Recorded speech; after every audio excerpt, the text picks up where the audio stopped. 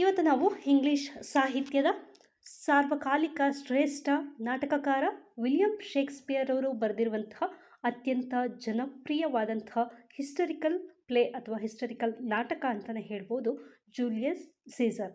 ಈ ಒಂದು ನಾಟಕವನ್ನು ಕುರಿತು ನಾವು ಇವತ್ತು ನೋಡ್ತಾ ಇದ್ದೀವಿ.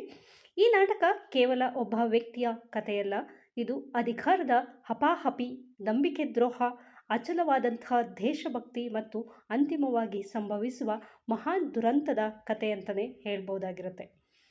ರೋಮ್ ಸಾಮ್ರಾಜ್ಯದ ಅತ್ಯಂತ ಪ್ರಭಾವಶಾಲಿ ವ್ಯಕ್ತಿಯಾಗಿದ್ದಂತಹ ಜೂಲಿಯಸ್ ಸೀಸರ್ನ ಬೆಳವಣಿಗೆಯನ್ನು ಕಂಡು ಅವನ ಆಪ್ತ ಸ್ನೇಹಿತರೇ ಅವನ ವಿರುದ್ಧ ಸಂಚು ರೂಪಿಸುವುದು ಈ ನಾಟಕದ ಜೀವಾಳವಾಗಿರುತ್ತೆ. ನನಗೆ ಸೀಸರ್ ಮೇಲೆ ಪ್ರೀತಿ ಇಲ್ಲ ಎಂದಲ್ಲ, ಆದರೆ ನನಗಿಂತ ನನ್ನ ದೇಶವೇ ಮುಖ್ಯ ಎಂದು ಬ್ರೂಟಸ್ ಹೇಳುವ ಆ ಗಂಭೀರ ಸನ್ನಿವೇಶ ಇಂದಿಗೂ ಕೂಡ ಸಾಹಿತ್ಯ ಪ್ರೇಮಿಗಳಲ್ಲಿ ಚರ್ಚೆಯನ್ನು ಹುಟ್ಟುಹಾಕುತ್ತದೆ. ಈ ನಾಟಕವು ರೋಮನ್ ಸಾಮ್ರಾಜ್ಯದ ನೈಜ ಇತಿಹಾಸವನ್ನು ಆಧರಿಸಿದೆ. ಇದು ಕ್ರಿಸ್ತಪೂರ್ವ 44ರಲ್ಲಿ ರೋಮ್ ನಗರದಲ್ಲಿ ನಡೆಯುವಂತಹ ಒಂದು ಕಥೆಯಾಗಿರುತ್ತೆ. ರೋಮ್ ಆಗ ತಾನೇ ಒಂದು ಗಣರಾಜ್ಯದಿಂದ ಒಬ್ಬ ವ್ಯಕ್ತಿಯ ಆಡಳಿತಕ್ಕೆ, ಅಂದರೆ ಸಾಮ್ರಾಜ್ಯವಾಗಿ ಬದಲಾಗುವಂತಹ ಒಂದು ಹಂತದಲ್ಲಿ ಇದ್ದಂತಹ ಒಂದು ಸಂದರ್ಭ. ಜೂಲಿಯಸ್ ಸೀಸರ್ ಒಬ್ಬ ಅಪ್ರತಿಮ ವೀರ ಮತ್ತು ರೋಮ್ನ ಜನಪ್ರಿಯ ನಾಯಕನಾಗಿರ್ತಾನೆ. ಸತತ ಯುದ್ಧಗಳಲ್ಲಿ ಗೆದ್ದು ಬಂದಂತಹ ಸೀಸರ್ನ ಪ್ರಭಾವ ಎಷ್ಟು ಬೆಳೆಯುತ್ತದೆ ಎಂದರೆ ಅವನು ಎಲ್ಲರನ್ನ ಮೀರಿಸಿ ಸರ್ವಾಧಿಕಾರಿಯಾಗುತ್ತಾನೋ ಎಂಬ ಭಯ ಕೆಲವರಲ್ಲಿ ಮೂಡುತ್ತದೆ. ಇದೇ ಈ ನಾಟಕದ ಸಂಘರ್ಷಕ್ಕೆ ಮೂಲ ಕಾರಣವಾಗುತ್ತದೆ. ಈ ನಾಟಕವು ಕೇವಲ ಸೀಸರ್ ಬಗ್ಗೆ ಮಾತ್ರವಲ್ಲ, ಇದು ಸೀಸರ್ನ ಆತ್ಮೀಯ ಸ್ನೇಹಿತ ಬ್ರೂಟಸ್ನ ಒಳಗಿನ ಸಂಘರ್ಷದ ಕಥೆಯೂ ಸಹ ಆಗಿರುತ್ತದೆ. ಒಂದು ಕಡೆ ಸ್ನೇಹಿತನ ಮೇಲಿನ ಪ್ರೀತಿ, ಇನ್ನೊಂದು ಕಡೆ ತನ್ನ ದೇಶದ ಮೇಲಿನ ದೇಶಭಕ್ತಿ. ದೇಶಕ್ಕಾಗಿ ಗೆಳೆಯನನ್ನೇ ಬಲಿ ಕೊಡಬೇಕಾಗುವಂತಹ ಒಂದು ಧರ್ಮ ಸಂಕಟದ ಸಂದರ್ಭವನ್ನು ಇಲ್ಲಿ ಬ್ರೂಟಸ್ ಎದುರಿಸುವಂಥದ್ದನ್ನು ನೋಡ್ಬೋದಾಗಿರುತ್ತೆ. ಮಾರ್ಕಸ್, ಬ್ರೂಟಸ್ ಮತ್ತು ಕ್ಯಾಸಿಯಸ್ ಸೇರಿ ಸೀಸರ್ನ ಹತ್ಯೆ ಮಾಡಲು ಸಂಚು ರೂಪಿಸುತ್ತಾರೆ. ಈ ಸೀಸರ್ ಹತ್ಯೆಯ ನಂತರ ರಾಜಕೀಯ ಬೆಳವಣಿಗೆಗಳು, ಮಾರ್ಕ್ ಆಂಟೋನಿಯ ಪ್ರಖ್ಯಾತ ಭಾಷಣ ಮತ್ತು ರೋಮ್ನಲ್ಲಿ ಉಂಟಾಗುವ ಗೊಂದಲಗಳು ಈ ನಾಟಕವನ್ನು ವಿಶ್ವದ ಶ್ರೇಷ್ಠ ದುರಂತ ನಾಟಕಗಳಲ್ಲಿ ಒಂದನ್ನಾಗಿ ಮಾಡಿದೆ ಅಂತಲೇ ಹೇಳ್ಬಹುದಾಗಿರುತ್ತೆ. Hello friends, welcome back to my channel. ನಾವಿವತ್ತು ನೋಡ್ತಾ ಇದ್ವಿ ಸೆಕೆಂಡ್ ಇಯರ್ BA ಅವರ ಇಂಗ್ಲಿಷ್ ಲ್ಯಾಂಗ್ವೇಜ್ನಲ್ಲಿ ಬರುವಂತಹ ಬ್ಲಾಕ್ 3ನ ಒಂದು ಪೋರ್ಷನ್ ಆಗಿರುತ್ತೆ. ಬ್ಲಾಕ್ 3 ಕಂಪ್ಲೀಟ್ ಆಗಿ ಒಂದು ಡ್ರಾಮಾವನ್ನು ಹೊಂದಿರುತ್ತೆ. ಈ ಡ್ರಾಮಾ ಬರೆದಿರುವಂತಹವರು ವಿಲಿಯಂ ಶೇಕ್ಸ್ಪಿಯರ್ ಅವರು. ಡ್ರಾಮಾ ಬಂದು ಜೂಲಿಯಸ್ ಸೀಸರ್ ಅನ್ನುವಂಥದ್ದು. ಇದು ಕಂಪ್ಲೀಟ್ ಆಗಿ 51 ಪೇಜಸ್ ಇದೆ. ಹಾಗಾಗಿ ಬಹಳ ದೊಡ್ಡದಾದಂತಹ ಒಂದು ಡ್ರಾಮಾ. ಇಲ್ಲಿ ನೀವು ನೋಡ್ಬೋದು, ಹಳೆಯ ಪ್ರಶ್ನೆ ಪತ್ರಿಕೆಯನ್ನು ನೋಡಿದಾಗ ಈ ಡ್ರಾಮಾದಿಂದಲೇ ನಿಮಗೆ ಆಲ್ಮೋಸ್ಟ್ 30 ಮಾರ್ಕ್ಸ್ವರೆಗೂ ಪ್ರಶ್ನೆಗಳನ್ನು ರೈಸ್ ಮಾಡಿರೋಂಥದ್ದನ್ನ ನೀವು ಕಾಣ್ಬೋದಾಗಿರುತ್ತೆ. ಹಾಗಾಗಿ ಈ ಡ್ರಾಮಾ ನಿಮಗೆ ತುಂಬ ಇಂಪಾರ್ಟೆಂಟ್. ಓಲ್ಡ್ ಕ್ವಶನ್ ಪೇಪರ್ನ ಓದ್ಕೊಂಡ್ರೆ ಪಾಸ್ ಆಗ್ಬೋದಾ ಅಂತ ಕೇಳುವಂಥವ್ರಿಗೆ ಈ ಡ್ರಾಮಾ ಓದ್ಕೊಂಡ್ರೂ ಕೂಡ ಇದರ ಜೊತೆಗೆ ನೀವು ಗ್ರಾಮರ್ನ ಅಟೆಂಡ್ ಮಾಡಿದ್ರೆ ನೀವು ಇದರಿಂದನೇ ನೀವು ಪಾಸ್ ಆಗುವಂತಹ ಚಾನ್ಸಸ್ ಇರುತ್ತೆ. ಸೊ ಹಾಗಾಗಿ ಈ ಡ್ರಾಮಾ ಬಹಳ ಮುಖ್ಯವಾಗಿರುತ್ತೆ. ಆ್ಯಕ್ಟ್ಗಳು ಅಂತ ಹೇಳಿ ಅಥವಾ ಸೀನ್ಗಳಂತ ಹೇಳಿ ನಿಮಗೆ ಸಪ್ರೇಟಾಗಿ ಇದನ್ನು ಕೊಟ್ಟಿದ್ದಾರೆ. ಇದನ್ನು ಯೂನಿಟ್ ಅಂತ ಹೇಳಿ ಕೂಡ ಕನ್ಸಿಡರ್ ಮಾಡಿದ್ದಾರೆ. ಯೂನಿಟ್ 1 9ಇಂದ ಇದು ಸ್ಟಾರ್ಟ್ ಆಗುತ್ತೆ. ಯೂನಿಟ್ 9 ನಿಮಗೆ ಆ್ಯಕ್ಟ್ 1 ಸೀನ್ 1ಇಂದ ಸ್ಟಾರ್ಟ್ ಆದರೆ ಯೂನಿಟ್ 9, 10, 11, 12ವರೆಗೂ ನಿಮಗೆ ಇದರಲ್ಲಿ ಲೆಸನನ್ನು ಇಟ್ಟಿದ್ದಾರೆ ಅಥವಾ ಈ ಒಂದು ಡ್ರಾಮಾವನ್ನು ಇಟ್ಟಿದ್ದಾರೆ. ಇದರಲ್ಲಿ ಮೇಯ್ನಾಗಿ ನಾವು ತಿಳ್ಕೊಬೇಕಾಗಿರೋದೇನು ಅಂತಂದರೆ ಈ ಡ್ರಾಮಾದಲ್ಲಿ ಯಾವುದೆಲ್ಲ ಕ್ಯಾರೆಕ್ಟರ್ ಬರುತ್ತೆ ಅನ್ನೋದನ್ನು ನಾವು ಮೇಯ್ನಾಗಿ ತಿಳ್ಕೊಬೇಕಾಗುತ್ತೆ. ಯಾಕಂತಂದರೆ ತುಂಬ ಕ್ಯಾರೆಕ್ಟರ್ಸ್ ಇದೆ. ಕ್ಯಾರೆಕ್ಟರ್ಸ್ನ ನಾವು ಫಸ್ಟು ತಿಳ್ಕೊಂಡ್ರೆ ನೆಕ್ಸ್ಟು ಡ್ರಾಮಾದಲ್ಲಿ ಯಾವುದೆಲ್ಲ ಪ್ರಸಂಗಗಳು ಬರುತ್ತೆ ಅಥವಾ ಯಾವೆಲ್ಲ ಸೀನ್ಗಳು ಬರುತ್ತೆ ಅನ್ನೋದನ್ನು ನಾವಿಲ್ಲಿ ನೋಡ್ಬೋದಾಗಿರುತ್ತೆ. ಈ ಜೂಲಿಯಸ್ ಸೀಸರ್ ಅನ್ನುವಂಥಲ್ಲಿ ಮುಖ್ಯ ಪಾತ್ರವನ್ನು ವಹಿಸುವಂತಹ ಕ್ಯಾರೆಕ್ಟರ್ ಅಂತಂದರೆ ಸೀಸರ್ ಆಗಿರ್ತಾನೆ. ಇನ್ನೊಬ್ಬ ಮುಖ್ಯವಾದಂತಹ ಪಾತ್ರಧಾರಿ ಅಂತಂದರೆ ಮಾರ್ಕಸ್ ಬ್ರೂಟಸ್ ಆಗಿರ್ತಾನೆ. ಇವನು ಮತ್ತೊಬ್ಬ ಪಾತ್ರಧಾರಿ. ಇನ್ನೊಬ್ಬ ಪ್ರಮುಖ ಪಾತ್ರಧಾರಿ ಅಂತಂದರೆ ಮಾರ್ಕ್ ಆಂಟೋನಿ ಆದಮೇಲೆ ಕ್ಯಾಶಿಯಸ್. ಇಲ್ಲಿ ಹೆಸರುಗಳು ಸ್ವಲ್ಪ ಒಂದೇ ರೀತಿ ಇರೋದರಿಂದ ಸ್ವಲ್ಪ ಕನ್ಫ್ಯೂಷನ್ಸ್ ಆಗ್ಬೋದು. ಹಾಗಾಗಿ ಡ್ರಾಮಾವನ್ನು ಸೀನನ್ನು ನೋಡ್ತಾ ಹೋದಾಗ ನಮಗೆ ಗೊತ್ತಾಗತ್ತೆ ಅನ್ಸುತ್ತೆ. ಈ ಡ್ರಾಮಾದಲ್ಲಿ ಬರುವಂತಹ ಪ್ರಮುಖ ಪಾತ್ರಧಾರಿ ಜೂಲಿಯಸ್ ಸೀಸರ್. ಅವನು ನಾಟಕದ ಕೇಂದ್ರ ಬಿಂದು ಆಗಿರ್ತಾನೆ. ರೋಮ್ನ ಮಹಾನ್ ದಂಡನಾಯಕ. ಇವನು ಯುದ್ಧಗಳಲ್ಲಿ ಸತತವಾಗಿ ಜಯಗಳಿಸಿ ಜನಪ್ರಿಯನಾಗಿರ್ತಾನೆ. ಇವನು ಯುದ್ಧ ಮಾಡದೆ ಇವನೊಂದು ಹಾಬಿ ಮಾಡ್ಕೊಂಡ್ಬಿಟ್ಟು ಎಲ್ಲ ಕಡೆಯಿಂದನೂ ಅವನು ಯುದ್ಧದಲ್ಲಿ ಗೆಲ್ಲೋದು ಅದು ಇವನ ಮುಖ್ಯ ಕೆಲಸ ಆಗೋಗಿರುತ್ತೆ. ಹಾಗಾಗಿ ಇಲ್ಲಿ ಜೂಲಿಯಸ್ ಸೀಸರ್ ತುಂಬ ಫೇಮಸ್ ಆಗಿರ್ತಾನೆ, ಜನಪ್ರಿಯನಾಗಿರ್ತಾನೆ. ಇವನಿಗೆ ಅಧಿಕಾರದ ಆಸೆ ಇದೆ ಎಂದು ವಿರೋಧಿಗಳು ಭಾವಿಸ್ತಾ ಇರ್ತಾರೆ.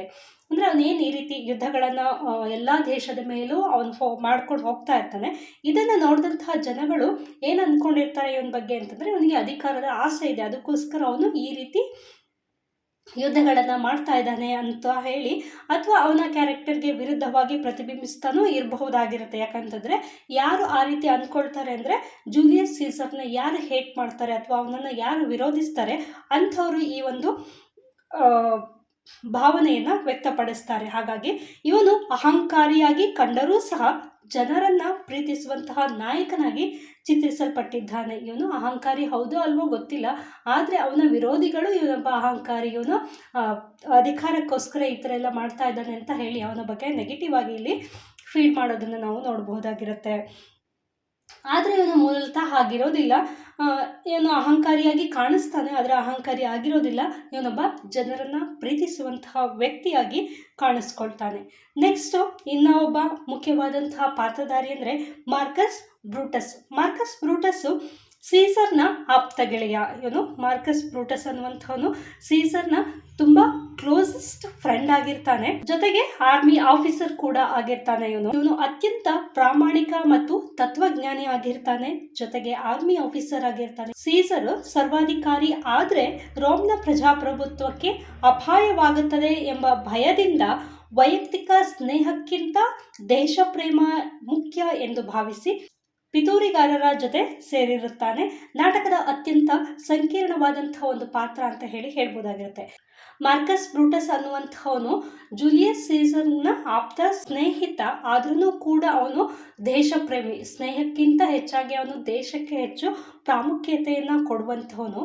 ಜೊತೆಗೆ ಇವನೊಬ್ಬ ಪ್ರಾಮಾಣಿಕವಾದಂತಹ ತತ್ವಜ್ಞಾನಿ ಕೂಡ ಆಗಿರ್ತಾನೆ. ಜನರಿಗೆ ಒಬ್ಬ ರಾಜನಿಂದ ಸಿಗಬೇಕಾದಂತಹ ಗೌರವ, ಪ್ರೀತಿ ಎಲ್ಲದೂ ಕೂಡ ಸಿಗಬೇಕು ಅಂತ ಹೇಳಿ ಅವನು ಭಾವಿಸ್ತಾನೆ. ಆದರೆ ಇಲ್ಲಿ ಏನು ಜೂಲಿಯಸ್ ಸೀಸರ್ನ ವಿರೋಧಿಗಳು ಅಂತ ಹೇಳಿ ಒಂದು ಬಣ ಇರುತ್ತೆ, ಆ ಬಣಕ್ಕೆ ಇವನು ಹೋಗಿ ಸೇರ್ಕೊಳ್ತಾನೆ. ಅದು ಯಾಕೆ ಅಂತ ಅಂದರೆ ವಿರೋಧಿ ಬಣದವರು ಏನು ಸೀಸರ್ನ ಬಗ್ಗೆ ನೆಗೆಟಿವ್ ಆಗಿ ಫೀಡ್ ಮಾಡಿರ್ತಾರೆ ಅದನ್ನು ಅವನು ನಿಜ ಅಂತ ಹೇಳಿ ನಂಬ್ತಾನೆ. ಜೊತೆಗೆ ಅವನನ್ನು ನಂಬಿಸೋದಕ್ಕೋಸ್ಕರ ಅಂತಹ ಒಂದು ಸಿಚುವೇಶನನ್ನು ಸಹ ಕ್ರಿಯೇಟ್ ಮಾಡ್ತಾರೆ. ಅದನ್ನು ಸಹ ನೆಕ್ಸ್ಟ್ ನೋಡೋಣ ಯಾವ ರೀತಿ ಸಿಚುವೇಶನ್ನ ಕ್ರಿಯೇಟ್ ಮಾಡ್ತಾರೆ ಅಂತ ಹೇಳಿ. ಆ ಒಂದು ಕಾರಣದಿಂದ ಇವನ್ನೆಲ್ಲಾದರೂ ಒಂದು ವೇಳೆ ಸರ್ವಾಧಿಕಾರಿ ಆದರೆ ಅದರಿಂದ ಏನಾಗುತ್ತೆ, ನಮ್ಮ ದೇಶದ ಜನತೆಗೆ ಒಳ್ಳೆಯದಾಗೋದಿಲ್ಲ ಅನ್ನುವಂಥ ಒಂದು ಉದ್ದೇಶದಿಂದ ಅವನೇ ತನ್ನ ಸ್ನೇಹಿತನನ್ನು ಕೊಲೆ ಮಾಡುವಂತಹ ಸಂಚನ್ನು ರೂಪಿಸುವವರ ಜೊತೆಗೆ ಸೇರಿಕೊಂಡು ಇವನು ಸಹ ಸೀಸರ್ನ ಕೊಲೆಯಲ್ಲಿ ಪಾಲ್ಗೊಳ್ತಾನೆ ಅಂತಲೇ ಹೇಳ್ಬಹುದಾಗಿರುತ್ತೆ. ನೆಕ್ಸ್ಟ್ ಇನ್ನೊಬ್ಬ ಮುಖ್ಯ ವ್ಯಕ್ತಿ ಅಂತಂದರೆ ಮಾರ್ಕ್ ಆಂಟೋನಿ ಅಂತಲೇ ಹೇಳ್ಬಹುದಾಗಿರುತ್ತೆ. ಇವನು ಸೀಸರ್ನ ಪರಮ ಭಕ್ತ ಮತ್ತು ನಂಬಿಕಸ್ಥ ಗೆಳೆಯ ಅಂತ ಹೇಳ್ಬಹುದಾಗಿರುತ್ತೆ. ಇಲ್ಲಿ 2 ಜನ ಕೂಡ ಸೀಸರ್ನ ಸ್ನೇಹಿತರೇ ಆಗಿರ್ತಾರೆ. ಯಾರು? ಬ್ರೂಟಸ್ ಮತ್ತು ಆಂಟೋನಿ ಇಬ್ಬರೂ ಕೂಡ ಇಲ್ಲಿ ಸೀಸರ್ನ ಸ್ನೇಹಿತರೆ. ಆದರೆ ಇಬ್ಬರು ಕ್ಯಾರೆಕ್ಟ್ರು ಡಿಫ್ರೆಂಟ್ ಆಗಿರುತ್ತೆ. ಸೀಸರ್ನ ಪರಮ ಭಕ್ತ ಅಂದರೆ ಸೀಸರ್ ಏನು ಮಾಡಿದ್ರೂ ಕೂಡ ಅದಕ್ಕೆ ಸಪೋರ್ಟ್ ಮಾಡುವಂಥ ಒಬ್ಬ ವ್ಯಕ್ತಿ ಯಾರು? ಆಂಟೋನಿ. ಮತ್ತು ನಂಬಿಕಸ್ಥ ಗೆಳೆಯ ಆಗಿರ್ತಾನೆ. ಇವನು ಅದ್ಭುತವಾಗಿ ಮಾತನಾಡುವಂತಹ ಒಂದು ವ್ಯಕ್ತಿತ್ವವನ್ನು ಈತ ಹೊಂದಿರ್ತಾನೆ. ಅದ್ಭುತ ವಾಗ್ಮಿ ಅಥವಾ ಮಾತುಗಾರ ಅಂತಲೇ ಹೇಳಬಹುದಾಗಿರುತ್ತೆ. ಸೀಸರ್ನ ಕೊಲೆಯ ನಂತರ ಅಂದರೆ ಸೀಸರ್ನ ಏನು ಒಂದು ಟೀಮೆಲ್ಲ ಸೇರಿಕೊಂಡು ಕೊಲೆಯನ್ನು ಮರ್ಡರನ್ನು ಮಾಡುತ್ತೆ, ಅದಾದ ನಂತರ ತನ್ನ ಚಾಣಾಕ್ಷ ಭಾಷಣದ ಮೂಲಕ ರೋಮ್ನ ಜನರನ್ನು ಕೊಲೆಗಡುಕರ ವಿರುದ್ಧ ಎತ್ಕಟ್ತಾನೆ. ಅಂದರೆ ಆಪ್ತ ಸ್ನೇಹಿತನನ್ನು ಕೊಲೆಯನ್ನು ಮಾಡಲಾಗುತ್ತೆ. ಆ ಒಂದು ಕೊಲೆಯ ಬಗ್ಗೆ ಜನರು ಯಾರೂ ಕೂಡ ಏನು ಮಾತಾಡಿರೋದಿಲ್ಲ. ಆದರೆ ಇವನು ಒಂದು ಭಾಷಣವನ್ನು ಮಾಡ್ತಾನೆ. ಆ ಭಾಷಣದಿಂದ ಜನರನ್ನು ಆ ಕೊಲೆಗಡುಕರ ವಿರುದ್ಧ ಎತ್ಕಟ್ತಾನೆ ಅಂತಲೇ ಹೇಳಬಹುದಾಗಿರುತ್ತೆ. ಇವನು ಸೀಸರ್ನ ಸಾವಿಗೆ ಸೇಡು ತೀರಿಸಿಕೊಳ್ಳುವ ಮುಖ್ಯ ವ್ಯಕ್ತಿಯಾಗಿ ಪಾತ್ರವನ್ನು ವಹಿಸ್ತಾನೆ. ಯಾರು ಸೀಸರನ್ನು ಕೊಲೆ ಮಾಡಿರ್ತಾರೆ ಅವರು ಇವನ ಭಾಷಣವನ್ನು ಕೇಳಿ ಜನರು ರೊಚ್ಚಿಗೆದ್ದಾಗ ದೇಶವನ್ನು ಬಿಟ್ಟು ಓಡೋಗಿರ್ತಾರೆ. ಆದರೆ ಇವನು ತನ್ನದೇ ಆದಂತಹ ಒಂದು ಟೀಮನ್ನು ಕಟ್ಕೊಂಡು ಅವನ್ನೆಲ್ಲ ಹುಡುಕಿ ಅವ್ರ ಜೊತೆ ಯುದ್ಧ ಮಾಡೋದನ್ನೆಲ್ಲ ನಾವು ಮುಂದಿನ ಸೀನ್ಗಳಲ್ಲಿ ನಾವು ನೋಡ್ತಾ ಹೋಗಬಹುದಾಗಿರುತ್ತೆ. ನೆಕ್ಸ್ಟು ಕ್ಯಾಸಿಯಸ್. ಸೀಸರ್ನ ವಿರುದ್ಧ ಪಿತೂರಿ ನಡೆಸುವಂತಹ ತಂಡದ ಮುಖ್ಯಸ್ಥ. ಏನು ನಾನು ಇದುವರೆಗೂ ಹೇಳ್ತಾ ಬಂದೆ, ಸೀಸರ್ಗೆ ಒಂದು ಅಗೇನೆಸ್ಟ್ ಪಾರ್ಟಿ ಇತ್ತು ಅಂತ ಹೇಳಿ. ಅದರಲ್ಲಿ ಮುಖ್ಯ ಪಾತ್ರವನ್ನು ವಹಿಸೋನು ಯಾರು? ಕ್ಯಾಸಿಯಸ್ ಆಗಿರ್ತಾನೆ. ಇವನು ತುಂಬ ಬುದ್ಧಿವಂತ ಮತ್ತು ಕುತಂತ್ರಿಯಾಗಿರ್ತಾನೆ. ಕ್ಯಾಸಿಯಸ್ ಏನಾಗಿರ್ತಾನೆ? ಅವನೊಬ್ಬ ಕುತಂತ್ರಿಯಾಗಿರ್ತಾನೆ. ಜೂಲಿಯಸ್ ಸೀಸರ್ಗೆ ಪೊಲಿಟಿಕಲ್ ಎನಿಮಿ ಅಂತಲೇ ಹೇಳಬಹುದಾಗಿರತ್ತೆ. ಹಾಗಾಗಿ ಬ್ರೂಟಸ್ನ ಪ್ರಾಮಾಣಿಕತೆಯನ್ನು ಬಳಸ್ಕೊಂಡು ಅವನನ್ನು ಸೀಸರ್ ವಿರುದ್ಧ ತಿರುಗಿಸುವವನೇ ಈತ. ಇಲ್ಲಿ ಆ್ಯಕ್ಚುಲಿ ಮೂಲತಃ ಬ್ರೂಟಸ್ಸು ತುಂಬ ಒಳ್ಳೆಯ ವ್ಯಕ್ತಿ. ಅವನಿಗಿರುವಂಥ ಒಳ್ಳೆತನವನ್ನು ಕ್ಯಾಸಿಯಸ್ ಅನ್ನುವಂಥವನು ಬಳಸ್ಕೊತಾನೆ ಅಂತಲೇ ಹೇಳ್ಬೋದಾಗಿರುತ್ತೆ. ಇಲ್ಲಿ ಜೂಲಿಯಸ್ ಸೀಸರ್ನ ವಿರುದ್ಧ ಎತ್ಕಟ್ಟೋದೇ ಬ್ರೂಟಸ್ನ ಈ ಕ್ಯಾಸಿಯಸ್ ಆಗಿರ್ತಾನೆ. ಹಾಗೆ ಈ ರೀತಿ ಕೊಲೆಯನ್ನು ಮಾಡಬೇಕು ಅಂತ ಹೇಳಿ ಸಂಚು ರೂಪಿಸುವುದು ಕೂಡ ಇವನೇ ಆಗಿರ್ತಾನೆ. ಸೀಸರ್ನ ಬೆಳವಣಿಗೆಯ ಬಗ್ಗೆ ಇವನಿಗೆ ತೀವ್ರ ಅಸೂಯೆ ಇರುತ್ತೆ ಅಂತಲೇ ಹೇಳ್ಬೋದಾಗಿರುತ್ತೆ. ಹಾಗಾಗಿ ಅವನನ್ನು ಕೊಲೆ ಮಾಡುವಂಥ ಒಂದು ಸಂಚನ್ನು ರೂಪಿಸೋದು. ನೆಕ್ಸ್ಟು ಕ್ಯಾಸ್ಕಾ. ಇಲ್ಲಿ ಹೆಸರುಗಳು ಸ್ವಲ್ಪ ಡಿಫ್ರೆಂಟ್ ಆಗಿರುತ್ತೆ. ಕ್ಯಾಸ್ಕಾ CASCA. ಇವನು ಸಹ ಕ್ಯಾಸಿಯಸ್ ಥರನೇ ಇವನು ಒಬ್ಬ ಪಿತೂರಿಗಾರನ ಗುಂಪಿನಲ್ಲಿ ಇದ್ದಂತಹ ವ್ಯಕ್ತಿನೇ. ಇಲ್ಲಿ ಕ್ಯಾಸಿಯಸ್ ಆಪ್ತ ಅಂತ ಹೇಳ್ಬೋದಾಗಿರುತ್ತೆ. ಇವನನ್ನು ಸೀಸರನ್ನು ಮೊದಲು ಸಾಯಿಸುವಂತಹ ವ್ಯಕ್ತಿ ಅಥವಾ ಮೊದಲು ಚಾಕುವಿನಿಂದ ಚುಚ್ಚುವಂತಹ ವ್ಯಕ್ತಿ ಇವನೇ ಆಗಿರ್ತಾನೆ. ನೆಕ್ಸ್ಟು ಕ್ಯಾಲ್ಪರ್ನಿಯಾ. CALPURNIA. ಕ್ಯಾಲ್ಪರ್ನಿಯಾ ಅಂದರೆ ಇವರು ಜೂಲಿಯಸ್ ಸೀಸರ್ನ ಹೆಂಡತಿ ಆಗಿರ್ತಾರೆ. ಇಲ್ಲಿ 2 ಜನ ಲೇಡಿ ಕ್ಯಾರೆಕ್ಟರ್ನ ನಾವಿಲ್ಲಿ ನೋಡ್ಬೋದಾಗಿರುತ್ತೆ. ಒಂದು ಜೂಲಿಯಸ್ ಸೀಸರ್ನ ಹೆಂಡತಿ, ಇನ್ನೊಂದು ಬ್ರೂಟಸ್ನ ಹೆಂಡತಿ. 2 ಜನ ಇಲ್ಲಿ ಲೇಡಿ ಕ್ಯಾರೆಕ್ಟರ್ನ ಸಹ ನಾವಿಲ್ಲಿ ನೋಡ್ಬೋದಾಗಿರುತ್ತೆ. ಅದರಲ್ಲಿ ಮೊದಲನೆಯವರು ಕ್ಯಾಲ್ಪರ್ನಿಯಾ ಅಂತಂದರೆ ಜೂಲಿಯಸ್ ಸೀಸರ್ನ ಹೆಂಡತಿ ಆಗಿರ್ತಾಳೆ. ಇವಳಿಗೆ ಸೀಸರ್ನ ಸಾವಿನ ಬಗ್ಗೆ ಕೆಟ್ಟ ಕನಸುಗಳು ಬೀಳುತ್ತೆ. ಹಾಗಾಗಿ ಸೀಸರ್ನ ಸೆನೆಟ್ಗೆ ಹೋಗಬಾರದೆಂದು ತಡೆಯಲು ಪ್ರಯತ್ನಿಸುವಂತಹ ಕೆಲಸವನ್ನು ಸಹ ಈಕೆ ಮಾಡ್ತಾಳೆ. ಹೆಂಡತಿಯಾದವಳಿಗೆ ತನ್ನ ಗಂಡನಿಗೆ ಏನೋ ಅಪಾಯ ಇದೆ ಅನ್ನುವಂಥ ಒಂದು ಸೂಚನೆ ಅವಳಿಗೆ ಸಿಕ್ಕಿರುತ್ತೆ. ಹಾಗಾಗಿ ತನ್ನ ಗಂಡನನ್ನು ತಡೆಯುವಂಥ ಒಂದು ಪ್ರಯತ್ನವನ್ನು ಮಾಡ್ತಾಳೆ. ಆದರೆ ಇಲ್ಲಿ ಬ್ರೂಟಸ್ ಜೊತೆಯಲ್ಲಿ ಇದ್ದಂಥ ಕಾರಣದಿಂದ ಆತನನ್ನು ನಂಬಿ ತನ್ನ ಗಂಡನನ್ನು ಕಳಿಸ್ಕೊಡ್ತಾಳೆ. ಆದರೆ ಅಲ್ಲಿ ಬ್ರೂಟಸ್ಸೇ ಇವನ ಒಂದು ಸಾವಿಗೆ ಕಾರಣಕರ್ತ ಕೂಡ ಆಗಿರ್ತಾನೆ. ನೆಕ್ಸ್ಟು ಪೋರ್ಷಿಯಾ. PORTIA. ಪೋರ್ಷಿಯಾ ಬ್ರೂಟಸ್ನ ಹೆಂಡತಿ. ಇವಳು ತುಂಬಾ ಧೈರ್ಯಶಾಲಿ ಮಹಿಳೆ. ಸಂಚನ ರೂಪಿಸ್ತಾ ಇದ್ರು ವಿರೋಧಿ ಬಣಗಳೆಲ್ಲ ಸೇರ್ಕೊಂಡು. ಅದರಲ್ಲಿ ಬ್ರೂಟಸ್ ಕೂಡ ಸೇರ್ಕೊಂಡ್ಬಿಟ್ಟಿದ್ದ. ಈ ಒಂದು ಹಿಂಟು ಅವನ ಹೆಂಡತಿಯಾದಂತಹ ಪೋರ್ಷಿಯಾಗೆ ಸಿಕ್ಕಿರತ್ತೆ ಮೊದಲೇ. ಅದನ್ನು ಅವಳು ತಿಳ್ಕೊಳ್ಳುವಂತಹ ಒಂದು ಪ್ರಯತ್ನವನ್ನು ಸಹ ಮಾಡ್ತಾಳೆ. ಅವನ ಮಾನಸಿಕ ಸ್ಥಿತಿಯನ್ನು ಅರ್ಥ ಮಾಡ್ಕೊಳ್ಳೋದಕ್ಕೆ. ಅಂದರೆ ಏನೋ ಇವನೊಂದು ಸಮಸ್ಯೆಲಿದ್ದಾನೆ ಅಥವಾ ಇವನೇನೋ ಮಾಡೋದಕ್ಕೆ ಹೊರಟಿದ್ದಾನೆ, ಏನು ಮಾಡ್ತಿದ್ದಾನೆ ಅನ್ನೋದು ಗೊತ್ತಾಗ್ತಾ ಇಲ್ಲ, ತಿಳ್ಕೊಬೇಕು ಅಂತ ಹೇಳಿ ಪ್ರಯತ್ನವನ್ನು ಮಾಡ್ತಾಳೆ. ಬಟ್ ಅವನು ಆ ಒಂದು ಗುಟ್ಟನ್ನು ಬಿಟ್ಕೊಡೋದಿಲ್ಲ ಇಲ್ಲವೇ. ನೆಕ್ಸ್ಟು ಆಕ್ಟಿವಸ್ ಸೀಸರ್ ಅಂತ ಹೇಳಿ ಒಬ್ಬ ವ್ಯಕ್ತಿ ಬರ್ತಾನೆ. ಇವನು ಜೂಲಿಯಸ್ ಸೀಸರ್ನ ದತ್ತುಪುತ್ರ ಆಗಿರ್ತಾನೆ ಮತ್ತು ಉತ್ತರಾಧಿಕಾರಿಯಾಗ್ತಾನೆ. ಅಂದರೆ ಸೀಸರ್ನ ನಂತರ ಅಧಿಕಾರಕ್ಕೆ ಬರುವಂಥವನು. ನೆಕ್ಸ್ಟು ಸೀಸರ್ನ ಸಾವಿನ ನಂತರ ಆಂಟೋನಿಯಾ ಜೊತೆ ಸೇರಿ ಬ್ರೂಟಸ್ ಮತ್ತು ಕ್ಯಾಸಿಯಸ್ ವಿರುದ್ಧ ಯುದ್ಧವನ್ನು ಸಾರೋದು, ಅಥವಾ ಯಾರು ಜೂಲಿಯಸ್ ಸೀಸರ್ನ ಕೊಲೆ ಮಾಡ್ತಾರೆ ಅವರ ವಿರುದ್ಧ ಯುದ್ಧವನ್ನು ಮಾಡ್ತಾರೆ. ಯಾರ್ಯಾರು? ಆಕ್ಟಿವಸ್ ಸೀಸರ್ ಮತ್ತು ಆಂಟೋನಿ, ಇವರಿಬ್ಬರು ಸಹ ಯುದ್ಧವನ್ನು ಮಾಡ್ತಾರೆ. ನೆಕ್ಸ್ಟ್ ಇಲ್ಲಿ ಇನ್ನೂ ಒಂದು ಪಾತ್ರ ಬರುತ್ತೆ. ಏನದು? ದೈವಜ್ಞ ಅಂತ ಹೇಳ್ಬೋದು. ಅಥವಾ ಇಲ್ಲಿ ಜೂಲಿಯಸ್ ಸೀಸರ್ಗೆ ತನ್ನ ಮುಂದೆ ಆಗುವಂತಹ ಒಂದು ದುರ್ಘಟನೆಯ ಬಗ್ಗೆ ಮೊದಲೇ ಎಚ್ಚರಿಕೆಯನ್ನು ನೀಡಿರ್ತಾರೆ. ಆದರೆ ಇಲ್ಲಿ ಸೀಸರ್ನ ನೆಗ್ಲಿಜೆನ್ಸಿಯಿಂದ ಅವನ ಪ್ರಾಣವನ್ನು ಕಳ್ಕೋಬೇಕಾಗಿರುತ್ತೆ. ಸೀಸರ್ ರಸ್ತೆಯಲ್ಲಿ ಹೋಗುತ್ತಿರುವಾಗ ಅವನನ್ನು ತಡೆದು ಮಾರ್ಚ್ 15ರ ಬಗ್ಗೆ ಎಚ್ಚರವಿರಲಿ, beware the ideas of March ಅಂತ ಹೇಳಿ ಎಚ್ಚರಿಸುವಂಥ ಒಬ್ಬ ನಿಗೂಢ ವ್ಯಕ್ತಿಯಾಗಿ ನಾವಿಲ್ಲಿ ನೋಡ್ಬೋದು. ಅಥವಾ ಅವನ ದೈವಜ್ಞ ಅಂತ ಹೇಳಿ ಕೂಡ ಕರಿಬೋದಾಗಿರುತ್ತೆ. ಏನೋ ಒಂದು ಭವಿಷ್ಯವನ್ನು ಹೇಳಿರ್ತಾರೆ. ಬಟ್ ಇಲ್ಲಿ ಭವಿಷ್ಯದ ಬಗ್ಗೆ ನಂಬಿಕೆ ಇತ್ತೋ ಅಥವಾ ಇಲ್ಲವೋ ಗೊತ್ತಿಲ್ಲ. ಅವನು ಅದನ್ನು ತಿರಸ್ಕರಿಸ್ದ ಅಥವಾ ಅದರ ಬಗ್ಗೆ ಅವನು ಎಚ್ಚರಿಕೆಯನ್ನು ವಹಿಸಲಿಲ್ಲ. ಹಾಗಾಗಿ ಅವನ ಪ್ರಾಣವನ್ನು ಅವನು ಕಳ್ಕೊಬೇಕಾಯ್ತು ಅಂತಲೇ ಹೇಳ್ಬಹುದಾಗಿರುತ್ತೆ. ಇಲ್ಲಿ ನಾನು ಈಗಾಗಲೇ ಹೇಳ್ದಂಗೆ ಮುಖ್ಯವಾದಂತಹ ವ್ಯಕ್ತಿ ಅಥವಾ ನಾಯಕ ಅಂತಂದ್ರೆ ಇಲ್ಲಿ ಜೂಲಿಯಸ್ ಸೀಸರ್ ಆಗಿರ್ತಾನೆ. ಬ್ರೂಟಸ್ ಒಬ್ಬ ವ್ಯಕ್ತಿ ಬರ್ತಾನೆ, ಅವನನ್ನ ದುರಂತ ನಾಯಕ ಅಂತ ಹೇಳಿ ನಾವು ಇಲ್ಲಿ ಕರಿಬಹುದಾಗಿರುತ್ತೆ. ನೆಕ್ಸ್ಟ್ ಖಳನಾಯಕ ಅಥವಾ ವಿಲನ್ ಅಂತ ಹೇಳಿದ್ರೆ ಯಾರು? ಕ್ಯಾಶಿಯಸ್ ಆಗಿರ್ತಾನೆ. ಚತುರ ಅಂತಂದ್ರೆ ಮಾರ್ಕ್ ಆಂಟೋನಿ ಆಗಿರ್ತಾನೆ, ಅಥವಾ ಇವನೊಬ್ಬ ಇಂಟೆಲಿಜೆಂಟ್ ವ್ಯಕ್ತಿ ಮಾರ್ಕ್ ಆಂಟೋನಿ ಆಗಿರ್ತಾನೆ. ಇದಿಷ್ಟು ಈ ಒಂದು ನಾಟಕದಲ್ಲಿ ಅಥವಾ ಈ ಒಂದು ಡ್ರಾಮಾದಲ್ಲಿ ಬರುವಂತಹ ವ್ಯಕ್ತಿಗಳ ಅಥವಾ ಕ್ಯಾರೆಕ್ಟರ್ಸ್ ಪರಿಚಯ ಆಗಿರುತ್ತೆ. ಇದು ನಿಮಗೆ ತುಂಬಾ ಮುಖ್ಯವಾಗತ್ತೆ. ಇಲ್ಲಿ ಪೋರ್ಷಿಯಾ ಬಗ್ಗೆ ಕೂಡ ಕೇಳಿದ್ದಾರೆ. ಪೋರ್ಷಿಯಾ ಅಂತಂದ್ರೆ ವೈಫ್ ಆಫ್ ಬ್ರೂಟಸ್ನ ಹೆಂಡತಿ ಏನಿರ್ತಾಳೆ ಅವಳ ಬಗ್ಗೆ ಕೂಡ ನಿಮಗೆ ಸ್ವಲ್ಪ ಗೊತ್ತಿರಬೇಕಾಗತ್ತೆ.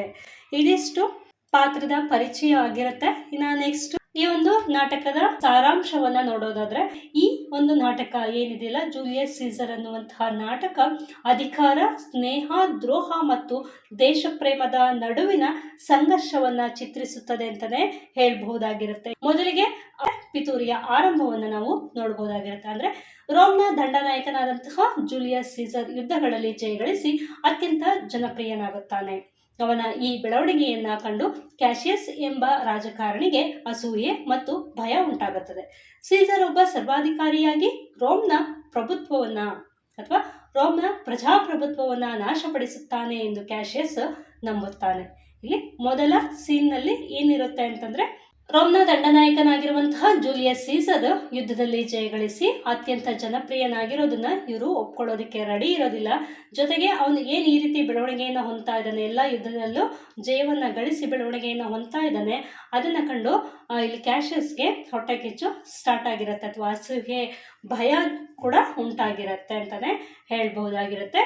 ಇಲ್ಲಿ ಎಲ್ಲಾದ್ರೂ ಸೀಸರ್ ಒಬ್ಬ ಸರ್ವಾಧಿಕಾರಿಯಾಗಿ ರೋಮ್ನ ಪ್ರಜಾಪ್ರಭುತ್ವವನ್ನ ನಾಶಪಡಿಸ್ಬಿಡ್ತಾನೆ ಅನ್ನುವಂಥ ಒಂದು ನಂಬಿಕೆ ಅಥವಾ ಅವನ ಬಗ್ಗೆ ಇರುವಂತಹ ಒಂದು ಕೆಟ್ಟ ಅಭಿಪ್ರಾಯ ಅಂತಲೂ ಹೇಳ್ಬಹುದಾಗಿರುತ್ತೆ. ತನ್ನ ಪಿತೂರಿಗೆ ಗೌರವಾನ್ವಿತನಾದಂತಹ ಬ್ರೂಟಸ್ ಸೇರಿಕೊಂಡರೆ ಅದಕ್ಕೊಂದು ನೈತಿಕ ಬೆಲೆ ಸಿಗುತ್ತದೆ ಎಂದು ಕ್ಯಾಶಿಯಸ್ ಭಾವಿಸ್ತಾನೆ. ಅಂದ್ರೆ ಪಿತೂರಿಗೆ ಅಥವಾ ನಾವೇನು ಈ ಒಂದು ಅವನನ್ನ ಸಾಯಿಸಬೇಕು ಅನ್ನುವಂಥ ಒಂದು ಪಿತೂರಿಯನ್ನ ಮಾಡ್ತಾ ಇದ್ವಿ, ಆ ಒಂದು ಪಿತೂರಿಗೆ ಒಂದು ವ್ಯಾಲ್ಯೂ ಬರುತ್ತೆ. ಬ್ರೂಟಸ್ ಸೀಸರ್ನ ಆಪ್ತ ಗೆಳೆಯನಾಗಿದ್ರೂ ಸಹ ನನಗೆ ಸೀಸರ್ ಬಗ್ಗೆ ಅಂಥ ಒಳ್ಳೆ ಅಭಿಪ್ರಾಯ ಇಲ್ಲ, ಹಾಗಾಗಿ ನಾನು ಮಾಡಿದ್ರೆ ಅದು ತಪ್ಪಾಗತ್ತೆ. ಅದ್ರ ಬದಲು ಇಲ್ಲಿ ಸೀಸರ್ನ ಫ್ರೆಂಡೇ ಆಗಿರುವಂತಹ ಬ್ರೂಟಸ್ನ ನಮ್ಮ ಗ್ರೂಪ್ಗೆ ಸೇರಿಸ್ಕೊಂಡ್ಬಿಡ್ಬೇಕು. ಅವನನ್ನ ಸೇರಿಸ್ಕೊಂಡ್ರೆ ಈ ಒಂದು ರೋಮ್ ದೇಶವೇ ಮುಖ್ಯ. ಅಂದ್ರೆ ಸೀಸರ್ನ ಆಪ್ತ ಗೆಳೆಯ ಯಾರು? ಬ್ರೂಟಸ್ ಆಗಿರ್ತಾನೆ, ಆದ್ರೂ ಕೂಡ ಅವನಿಗೆ ಫ್ರೆಂಡ್ಶಿಪ್ಗಿಂತ ದೇಶನೇ ಮುಖ್ಯ, ರೋಮ್ ದೇಶವೇ ಮುಖ್ಯ ಅಂತ ಹೇಳಿ ತತ್ವಕ್ಕೆ ಅವನು ಮರುಳಾಗಿ ಪಿತೂರಿಗಾರರ ಗುಂಪನ್ನು ಅವನು ಸೇರ್ಕೊಳ್ತಾನೆ. ನೆಕ್ಸ್ಟ್ ಏನು ಮಾರ್ಚ್ 15 ಅಂತ ಹೇಳಿ ಏನು ಇರುತ್ತೆ, ಆ ಒಂದು ದಿನವನ್ನು ನಾವಿಲ್ಲಿ ಕಾಣಬಹುದಾಗಿರುತ್ತೆ. ಮಾರ್ಚ್ 15ರಂದು ಅಂದ್ರೆ ಐಡಿಯಾಸ್ ಆಫ್ ಮಾರ್ಚ್ ಅಂತ ಏನು ಇರುತ್ತೆ, ಅಲ್ಲಿ ಸೀಸರ್ನ ಹೆಂಡತಿ ಕಾಲ್ಪರ್ನಿಯ ಕೆಟ್ಟ ಕನಸುಗಳನ್ನ ಕಂಡು ಸೀಸರನ್ನ ಸೆನೆಟ್ಗೆ ಹೋಗದಂತೆ ತಡೆಯುತ್ತಾಳೆ. ಆದರೆ ಪಿತೂರಿಗಾರರಲ್ಲಿ ಒಬ್ಬನಾದಂತಹ ಡಿಸಿಯಸ್ ಬ್ರೂಟಸ್ ಆ ಕನಸಿಗೆ ಶುಭ ಅರ್ಥ ನೀಡಿ ಸೀಸರನ್ನ ಸೆನೆಟ್ಗೆ ಕರೆತರುತ್ತಾನೆ. ನಾನು ಈಗಾಗಲೇ ಹೇಳಿದ್ನಲ್ಲ, ಕಾಲ್ಪರ್ನಿಯ ಸೀಸರ್ನ ಹೆಂಡತಿ ಆಗಿರ್ತಾಳೆ. ತನ್ನ ಗಂಡನ ಕೆಡುಕಿನ ಬಗ್ಗೆ ಇಲ್ಲಿ ಅವಳಿಗೆ ಈಗಾಗಲೇ ಮುನ್ಸೂಚನೆ ಸಿಕ್ಕಿತ್ತು, ಹಾಗಾಗಿ ತನ್ನ ಗಂಡ ಸೆನೆಟ್ಗೆ ಹೋಗದೇ ರೀತಿ ತಡೆಯುವಂತಹ ಪ್ರಯತ್ನವನ್ನ ಮಾಡ್ತಾಳೆ. ಆದರೆ ಅಲ್ಲಿ ಸಂಚುಕೋರರಾಗಿರುವಂತಹ ಪಿತೂರಿಗಾರನಾಗಿರುವಂತಹ ಬ್ರೂಟಸ್ಸು ಅಲ್ಲೇ ಜೊತೆಲೇ ಇದ್ದ. ಯಾಕೆಂದ್ರೆ ಅವನು ಹಿತಶತ್ರುವಾಗಿದ್ದ, ಬೆನ್ನಿಗೆ ಚೂರಿಯನ್ನ ಹಾಕುವಂತಹ ಒಂದು ವ್ಯಕ್ತಿತ್ವ ಇಲ್ಲಿ ಇತ್ತು. ಹಾಗಾಗಿ ಅವನನ್ನ ಆ ಸೆನೆಟ್ಗೆ ಕರ್ಕೊಂಡು ಹೋಗ್ಲೇಬೇಕಾಗಿರುತ್ತೆ. ಯಾಕಂತಂದ್ರೆ ಅವರು ಅವನನ್ನ ಕೊಲೆ ಮಾಡೋದಕ್ಕೆ ಅವತ್ತಿನ ಡೇಟನ್ನು ಫಿಕ್ಸ್ ಮಾಡಿರ್ತಾರೆ. ಹಾಗಾಗಿ ಆ ಕನಸಿಗೆ ಶುಭ ಅರ್ಥವನ್ನ ನೀಡಿ ಸೀಸರನ್ನ ಸೆನೆಟ್ಗೆ ಕರೆದುಕೊಂಡು ಬರುವಂತಹ ಕೆಲಸವನ್ನ ಮಾಡುವಲ್ಲಿ ಪ್ರಮುಖ ಪಾತ್ರವನ್ನು ವಹಿಸ್ತಾನೆ ಅಂತಾನೆ ಹೇಳ್ಬಹುದಾಗಿರುತ್ತೆ. ನೆಕ್ಸ್ಟ್ ಸೆನೆಟ್ನಲ್ಲಿ ಪಿತೂರಿಗಾರರೆಲ್ಲರೂ ಸೇರಿ ಸೀಸರನ್ನು ಒಬ್ಬೊಬ್ಬರಾಗಿ ಹಿರಿಯುತ್ತಾರೆ. ಇಲ್ಲಿ ಸೀಸರನ್ನ ಒಬ್ಬರು ವ್ಯಕ್ತಿಗಳು ಸಾಯಿಸೋದಿಲ್ಲ, ಬದಲಾಗಿ ಆ ಒಂದು ಪಿತೂರಿಯಲ್ಲಿ ಯಾರೆಲ್ಲ ವ್ಯಕ್ತಿಗಳು ಭಾಗವಹಿಸಿದ್ರು ಅವರೆಲ್ಲರೂ ಸೇರಿ ಸೀಸರನ್ನ ಒಬ್ಬೊಬ್ಬರಾಗಿ ಚುಚ್ಚಿ, ಅಂದ್ರೆ ಚಾಕುವಿನಿಂದ ಇರಿಯೋದು ಅಂತಂದ್ರೆ ಚುಚ್ಚೋದು, ಚುಚ್ಚಿ ಕೊನೆಯಲ್ಲಿ ತನ್ನ ಪ್ರೀತಿಯ ಗೆಳೆಯ ಬ್ರೂಟಸ್ ಕೂಡ ಚಾಕು ಹಿಡಿದು ನಿಂತಿರುವುದನ್ನ ಕಂಡು ಸೀಸರ್ ಅತ್ಯಂತ ನೋವಿನಿಂದ ಇಟ್ಟು ಅಂದ್ರೆ ಬ್ರೂಟಸ್ ನೀನು ಸಹ ಎಂದು ಹೇಳುತ್ತಾ ಪ್ರಾಣವನ್ನ ಬಿಡುತ್ತಾನೆ. ನೆಕ್ಸ್ಟ್ ಅದಾದ ನಂತರ ಮಾರ್ಕ್ ಆಂಟೋನಿಯ ಭಾಷಣ ಒಂದು ಪ್ರಮುಖ ಪಾತ್ರವನ್ನು ವಹಿಸುತ್ತೆ ಈ ಒಂದು ನಾಟಕದಲ್ಲಿ ಅಂತಲೇ ಹೇಳ್ಬೋದಾಗಿರುತ್ತೆ. ಯಾಕಂತಂದರೆ ಈಗಾಗಲೇ ಸೀಸರ್ನ ಮರ್ಡರ್ ಆಗಿದೆ, ಮರ್ಡರ್ ಆದಮೇಲೆ ಮರ್ಡರ್ ಮಾಡಿರೋದು ಯಾರು ಅಂತ ಸಹ ಇಲ್ಲಿ ಜನರಿಗೆ ಗೊತ್ತಾಗಿದೆ. ಆದರೆ ಯಾರನ್ನೂ ಕೂಡ ಅದರ ವಿರುದ್ಧವಾಗಿ ಮಾತಾಡೋದಾಗಲಿ ಅದರ ವಿರುದ್ಧವಾಗಿ ಯಾವುದೇ ರೀತಿಯಾದಂತಹ ಆ್ಯಕ್ಷನನ್ನು ತಗೊಂಡಿರೋದಿಲ್ಲ. ಹಾಗಾಗಿ ಸೀಸರ್ನ ಹತ್ಯೆಯ ನಂತರ ರೋಮ್ ಜನರು ಆತಂಕಕ್ಕೊಳಗಾಗುತ್ತಾರೆ. ಬ್ರೂಟಸ್ ಮೊದಲು ಭಾಷಣ ಮಾಡಿ ಸೀಸರ್ನನ್ನು ಕೊಂದದ್ದು ಅವನ ಮೇಲಿನ ದ್ವೇಷಕ್ಕಲ್ಲ, ಬದಲಾಗಿ ರೋಮ್ನ ಮೇಲಿನ ಪ್ರೀತಿಗಾಗಿ ಎಂದು ಜನರನ್ನ ಸಮಾಧಾನ ಪಡಿಸುತ್ತಾನೆ. ಬ್ರೂಟಸ್ಸು ಸೀಸರನ್ನು ಕೊಂದಿದ್ದು ನಾವೇ, ಆದರೆ ಯಾವ ಒಂದು ಉದ್ದೇಶದಿಂದ ಕೊಲೆಯನ್ನು ಮಾಡಿದ್ವಿ ಅನ್ನುವಂಥ ಒಂದು ಕಾರಣವನ್ನು ಸಹ ಇಲ್ಲಿ ಕೊಡ್ತಾನೆ. ಯಾಕೆ ಅಂತಂದರೆ ರೋಮ್ ದೇಶದ ಮೇಲೆ ನನಗೆ ಪ್ರೀತಿ ಬಹಳ ಇದೆ, ಅವನು ಸರ್ವಾಧಿಕಾರಿಯಾದರೆ ಜನರಿಗೆ ಬಹಳ ತೊಂದರೆ ಆಗುತ್ತೆ ಅನ್ನುವಂಥ ಉದ್ದೇಶದಿಂದ ನಾನು ಕೊಲೆ ಮಾಡಿದ್ದೀನಿ ಅಂತ ಹೇಳಿ ಅವರು ಜನರನ್ನು ಸಮಾಧಾನ ಪಡಿಸ್ತಾನೆ.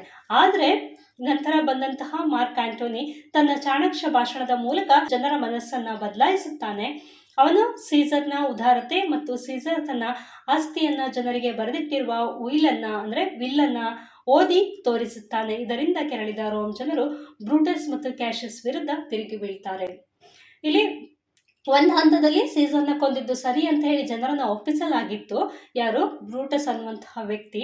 ಆದರೆ ಅದೇ ಸೀಸರ್ನ ಇನ್ನೊಬ್ಬ ಸ್ನೇಹಿತ ಮಾರ್ಕ್ ಆಂಟೋನಿ ಅನ್ನುವಂಥವನು ಭಾಷಣವನ್ನು ಮಾಡುವ ಮೂಲಕ ಇಲ್ಲ, ಬ್ರೂಟಸ್ ಹೇಳ್ತಾ ಇರೋದು ತಪ್ಪು, ಅವನು ತುಂಬ ಒಳ್ಳೆಯ ವ್ಯಕ್ತಿತ್ವವನ್ನು ಹೊಂದಿದ್ದ, ನಿಮ್ಮೆಲ್ಲರಿಗೋಸ್ಕರ ಅವನೇನು ಮಾಡಿದ್ದಾನೆ, ತನ್ನ ಆಸ್ತಿಯನ್ನೆಲ್ಲ ವಿಲ್ ಮಾಡಿಟ್ಟಿದ್ದಾನೆ ಅಂತ ಹೇಳಿ ಅದನ್ನೆಲ್ಲ ಓದಿ ತೋರಿಸ್ತಾನೆ. ಇದರಿಂದ ರೋಮ್ ಜನರಿಗೆ ಏನಾಗುತ್ತೆ, ಇವನ್ನ ಕೊಲೆ ಮಾಡಿದ್ದು ತಪ್ಪಾಯಿತು ಅಂತ ಹೇಳಿ ಅವಾಗ ಅವರಿಗೆ ಗೊತ್ತಾಗುತ್ತೆ. ಹಾಗಾಗಿ ರೋಮ್ ಜನರು ಏನು ಮಾಡ್ತಾರೆ, ಬ್ರೂಟಸ್ ಮತ್ತು ಕ್ಯಾಶಿಯಸ್ನ ವಿರುದ್ಧ ತಿರುಗಿ ಬೀಳ್ತಾರೆ. ನೆಕ್ಸ್ಟ್ ಇಲ್ಲೊಂದು ದುರಂತ ಅಂತ್ಯವನ್ನು ಸಹ ನಾವಿಲ್ಲಿ ನೋಡ್ಬೋದಾಗಿರುತ್ತೆ. ಬ್ರೂಟಸ್ ಮತ್ತು ಕ್ಯಾಶಿಯಸ್ ರೋಮ್ನಿಂದ ಓಡಿ ಹೋಗ್ತಾರೆ. ಯಾವಾಗ ರೋಮ್ನ ಜನರೆಲ್ಲ ತಿರುಗಿ ಬೀಳ್ತಾರೆ ಆಗ ಬ್ರೂಟಸ್ ಮತ್ತು ಕ್ಯಾಶಿಯಸ್ ಇಬ್ಬರು ರೋಮ್ನಿಂದ ಓಡಿ ಹೋಗ್ಬಿಡ್ತಾರೆ.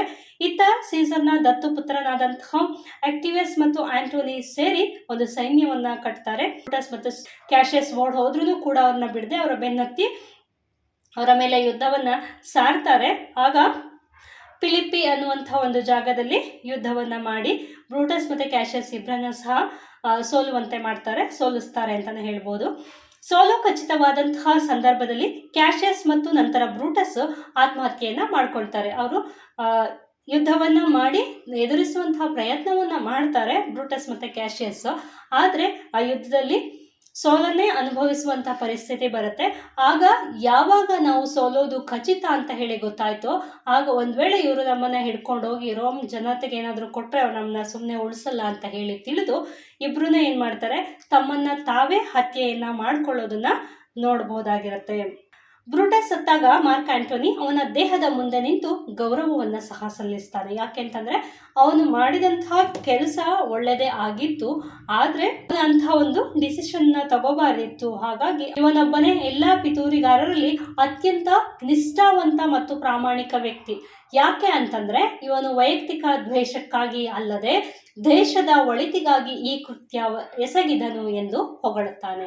ಅಂದರೆ ಇಲ್ಲಿ ಏನು ಒಂದು ಟೀಮನ್ನು ಮಾಡ್ಕೊಂಡಿದ್ರು ಪಿತೂರಿಗಾರರು, ಆ ಎಲ್ಲ ಪಿತೂರಿಗಾರರಲ್ಲೂ ಒಂದು ಸ್ವಾರ್ಥ ಇತ್ತು. ಏನು ಅಂತಂದರೆ ಅಸೂಯೆ ಇತ್ತು. ಏನು ಅಂತಂದರೆ ಸೀಸರ್ ಬಗ್ಗೆ ಅವರಿಗೆ ಅಸೂಯೆ ಇತ್ತು. ಅವನು ಎಲ್ಲಿ ಅಧಿಕಾರವನ್ನು ಪಡ್ಕೊಂಡು ನಮ್ಮ ಮೇಲೆ ಸರ್ವಾಧಿಕಾರತ್ವವನ್ನು ತೋರಿಸ್ತಾನೋ ಅನ್ನುವಂಥ ಒಂದು ಭಯದಿಂದ ಕೊಲೆ ಮಾಡಬೇಕು ಅಂತ ಯೋಚನೆ ಮಾಡಿದರೆ ಹೊರತು ಇಲ್ಲಿ ಬ್ರೂಟಸ್ ಯಾವತ್ತೂ ಕೂಡ ಅವನ ಬಗ್ಗೆ ಅವನು ಯೋಚನೆ ಮಾಡಲಿಲ್ಲ. ಒಂದು ವೇಳೆ ಇವನು ಸರ್ವಾಧಿಕಾರಿ ಆದರೆ ಜನರ ಮೇಲೆ ಅಧಿಕಾರವನ್ನು ಹೇರ್ತಾನೆ ಅನ್ನುವಂಥ ಒಂದು ಉದ್ದೇಶದಿಂದ ಜನರಿಗೋಸ್ಕರ ಅಥವಾ ದೇಶಕ್ಕಾಗಿ ಅವನು ಕೊಲೆಯನ್ನು ಮಾಡುವಂಥ ಕೆಲಸವನ್ನು ಮಾಡ್ತಾನೆ. ಜೊತೆಗೆ ಅವನು ತಾವೇ ಕೊಲೆ ಮಾಡಿದ್ದು ಅಂತ ಕೂಡ ಸೀಸರ್ ಸತ್ತಂತಹ ಸಂದರ್ಭದಲ್ಲಿ ಭಾಷಣ ಮಾಡುವಾಗ ಒಪ್ಕೊಳ್ಳೋದಕ್ಕೂ ಕೂಡ ಒಪ್ಕೊಳ್ತಾನೆ. ಈ ಒಂದು ಕಾರಣದಿಂದ ಮಾರ್ಕ್ ಆಂಟೋನಿ ಅವನು ಸತ್ತಾಗ ಅಥವಾ ಅವನು ತನ್ನನ್ನು ತಾನು ಕೊಂದ್ಕೊಂಡಾಗ ಅವನ ದೇಹದ ಮುಂದೆ ನಿಂತು ಗೌರವವನ್ನು ನೀಡ್ತಾನೆ ಅಂತಲೇ ಹೇಳ್ಬಹುದಾಗಿರುತ್ತೆ. ಒಂದು ನಾಟಕದಲ್ಲಿ ಬರುವಂತಹ ಪ್ರಮುಖ ವಿಚಾರಗಳು ಅಂತಂದರೆ ಅತಿಯಾದ ಆತ್ಮವಿಶ್ವಾಸ. ಸೀಸರ್ ಎಚ್ಚರಿಕೆಗಳನ್ನು ನಿರ್ಲಕ್ಷಿಸಿದ್ದು ಅವನ ಸಾವಿಗೆ ಕಾರಣವಾಯಿತು. ಅವನಿಗೆ ಮೊದಲಿಗೆ ವಿಷಯ ಸಿಕ್ಕಿತ್ತು, ನಿನಗೆ ಅಪಾಯ ಇದೆ ಅಂತ. ಅವನೊಂದು ವೇಳೆ ಆ ಒಂದು ವಿಷಯದ ಬಗ್ಗೆ ಎಚ್ಚರಿಕೆಯನ್ನು ವಹಿಸಿದರೆ ಅವನಿಗೆ ಅಲ್ಲಿ ಸಾವು ಬರ್ತಾ ಇರಲಿಲ್ಲ ಅಂತಲೇ ಹೇಳ್ಬಹುದಾಗಿರುತ್ತೆ. ನೆಕ್ಸ್ಟ್ ತಪ್ಪು ನಿರ್ಧಾರ ತೆಗೆದುಕೊಳ್ಳೋದನ್ನ ಸಹ ನಾವಿಲ್ಲಿ ನೋಡಬಹುದಾಗಿರುತ್ತೆ. ಯಾರು ಅಂತಂದರೆ ಬ್ರೂಟಸ್ ತನ್ನ ಸ್ನೇಹಕ್ಕಿಂತ ತತ್ವಕ್ಕೆ ಬೆಲೆ ಕೊಟ್ಟರೂ ಸಹ ಕ್ಯಾಶಿಯಸ್ನ ಕುತಂತ್ರವನ್ನು ಅರಿಯುವಲ್ಲಿ ಅವನು ವಿಫಲನಾಗ್ತಾನೆ. ಇಲ್ಲಿ ಕ್ಯಾಶಿಯಸ್ ಹೇಳೋದನ್ನೆಲ್ಲ ನಿಜ ಅಂತ ಹೇಳಿ ನಂಬ್ತಾನೆ, ಆದರೆ ಅವನು ಅದನ್ನು ಸತ್ಯಾಸತ್ಯತೆಯನ್ನು ಪರಿಶೀಲನೆ ಮಾಡೋದಿಲ್ಲ. ಯಾಕೆ ಅಂತಂದರೆ ಇಲ್ಲಿ ಕ್ಯಾಶಿಯಸ್ ಒಂದು ಸಂದರ್ಭವನ್ನು ಏನು ಸೃಷ್ಟಿ ಮಾಡ್ತಾನೆ ಅಂದರೆ, ಜನರು ಸೀಸರ್ ಒಂದು ವೇಳೆ ಏನಾದರೂ ರಾಜ ಆದರೆ ನಮಗೆ ತೊಂದರೆ ಆಗುತ್ತೆ ಅಂತ ಹೇಳಿ ಲೆಟರನ್ನು ಬರೆದಿರೋ ರೀತಿಯಲ್ಲಿ ಕ್ಯಾಶಿಯಸ್ಸೇ ಲೆಟರ್ಗಳನ್ನು ಬರೆದು ಅದನ್ನು ಜನರು ಸೈನ್ ಮಾಡಿರೋ ರೀತಿ ಮಾಡಿ ಅದನ್ನು ಬ್ರೂಟಸ್ಗೆ ಕೊಡ್ತಾನೆ. ಈ ಒಂದು ಕಾರಣದಿಂದ ಬ್ರೂಟಸ್ ಪಿತೂರಿದಾರರ ಜೊತೆ ಸೇರ್ಕೊಳ್ತಾನೆ. ಅವನು ಹಾಗೆ ಸೇರ್ಕೊಳ್ಳೋದಕ್ಕಿಂತ ಮೊದಲು ಅವನು ಅದು ಸರಿನೋ ಅಥವಾ ತಪ್ಪೋ ನಿಜನೋ ಸುಳ್ಳು ಅನ್ನುವಂತಹ ವಿಚಾರಗಳನ್ನು ಮಾಡಲೇ ಇಲ್ಲ. ಅವನು ಇಲ್ಲೇನೋ ಒಂದು ಕುತಂತ್ರ ನಡೀತಾ ಇದೆ ಅನ್ನೋದನ್ನು ಅರ್ಥಕೊಳ್ಳೋದ್ರಲ್ಲಿ ಅವನು ವಿಫಲನಾಗ್ತಾನೆ. ಹಾಗಾಗಿ ಇಲ್ಲಿ ಬ್ರೂಟಸ್ ಒಂದು ತಪ್ಪು ನಿರ್ಧಾರವನ್ನು ತೆಗೆದುಕೊಳ್ಳೋದನ್ನು ಸಹ ನಾವು ನೋಡ್ಬೋದಾಗಿರುತ್ತೆ. ನೆಕ್ಸ್ಟ್ ಮಾತಿನ ಶಕ್ತಿಯನ್ನು ಸಹ ನಾವು ಇಲ್ಲಿ ನೋಡ್ಬೋದಾಗಿರುತ್ತೆ. ಮಾತಿಗೆ ಎಷ್ಟೊಂದು ಶಕ್ತಿ ಇದೆ ಅನ್ನೋದನ್ನು. ಯಾಕೆ ಅಂತಂದರೆ ಆಂಟೋನಿಯ ಭಾಷಣ, ಸೀಸರ್ ಸತ್ತಾಗ ಮಾಡುವಂತಹ ಭಾಷಣ ಕಾಮಾಗಿ ಕೂತಿದ್ದಂತಹ ಜನರಲ್ಲೇ ಕ್ರಾಂತಿಯನ್ನು ಹುಟ್ಟಾಕ್ಬಿಡುತ್ತೆ. ಹಾಗಾಗಿ ಆಂಟೋನಿಯ ಭಾಷಣ ಹೇಗೆ ಕ್ರಾಂತಿಯನ್ನು ಉಂಟು ಮಾಡಬಹುದು ಎನ್ನೋದನ್ನು ನಾವಿಲ್ಲಿ ನೋಡ್ಬೋದಾಗಿರುತ್ತೆ. ಹಾಗಾಗಿ ಮಾತಿಗೆ ಎಷ್ಟೊಂದು ಶಕ್ತಿ ಇದೆ ಅನ್ನೋದನ್ನು ಸಹ ನಾವು ಈ ಒಂದು ನಾಟಕದಲ್ಲಿ ನೋಡ್ಬೋದಾಗಿರುತ್ತೆ. ಪ್ರತಿ ಒಂದು ಪಠ್ಯದ ಕೊನೆಯಲ್ಲೂ ಸಹ ಪ್ರಶ್ನೆಗಳನ್ನು ಕೇಳಿದ್ದಾರೆ. ಆ ಒಂದು ಪ್ರಶ್ನೆಗಳಿಗೆ ನಾವು ನೆಕ್ಸ್ಟ್ ವಿಡಿಯೋದಲ್ಲಿ ಉತ್ತರವನ್ನು ನೋಡ್ತಾ ಹೋಗೋಣ. ಸೊ ಎಷ್ಟು ನಿಮಗೆ ಅರ್ಥ ಆಗಿದೆ ಅಂತ ಅಂದ್ಕೊಳ್ತೀನಿ. So thank you for watching. Keep watching. Take care. Bye.